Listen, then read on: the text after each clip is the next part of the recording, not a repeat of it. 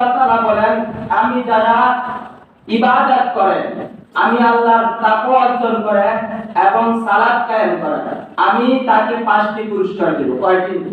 5টি পুরস্কার দেব। যারা সালাত আদায় করে, তার মধ্যে 1 নম্বর পুরস্কার হলো নবী করিম সাল্লাল্লাহু আলাইহি ওয়াসাল্লাম বলেন, আল্লাহ তাআলা নামাজি ব্যক্তিদেরকে 5টি পুরস্কার দিবেন।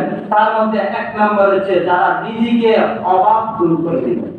যাদের রিজিকের অভাব কি আছে, কষ্টকর আছে, তারা রিজিক পায় না, খাইতে পারে না, তখন আল্লাহ তাআলা ওই রিজিকের অভাব কি করে দিবেন? দূর করে দিবেন। যারা নামাজি, যারা আল্লাহর ইবাদত করে, তাদেরকে কি করে দিবেন? আল্লাহ তাআলা রিজিকের অভাব দূর করে দিবেন। 2 নাম্বার, তার কবরের আযাব maaf করে দিবেন। কি করে দিবেন? কবরে আযাব maaf করে দিবেন।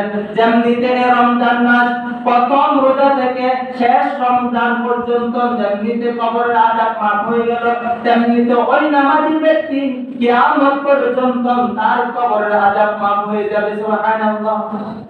কি যারা নামাজি, তাদের যে রমজান মাস পর্যন্ত তাদের কি হলো? 1 মাস কবর আযাব maaf হলো।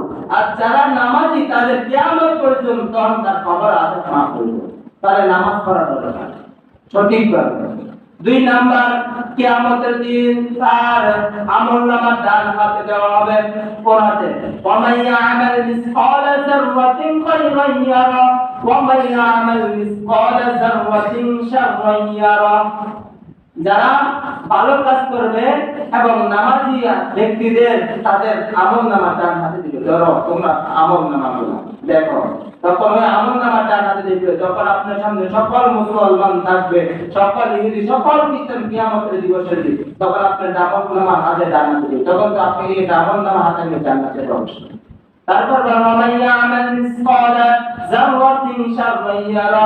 আর যারা খারাপ, যারা বেনামাজি, যারা আল্লাহর তাকওয়া অর্জন করে না, তাদের আমলনামা দেওয়া হবে বাম হাতে। তাহলে আপনি যদি ডান হাতে দেন, মনে করবেন আপনি জান্নাত পাবেন, আর যদি বাম হাতে দেন, তাহলে আপনি কি? জাহান্নাম।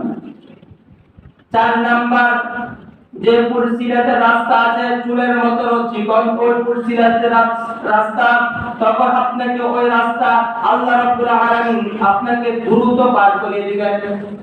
নামাজি ব্যক্তি, যে পুরসিরাতের রাস্তাটা হচ্ছে একদম চুলের নিচে চিকন, ওখানে আপনি যাইতে পারবেন না, কিন্তু নামাজি ব্যক্তি তখন ওই পুরসিরাতের রাস্তা দিয়ে যাবে, তখন বৃষ্টির মতো দ্রুত ওই পুরসিরাতের রাস্তা পার হয়ে যাবে।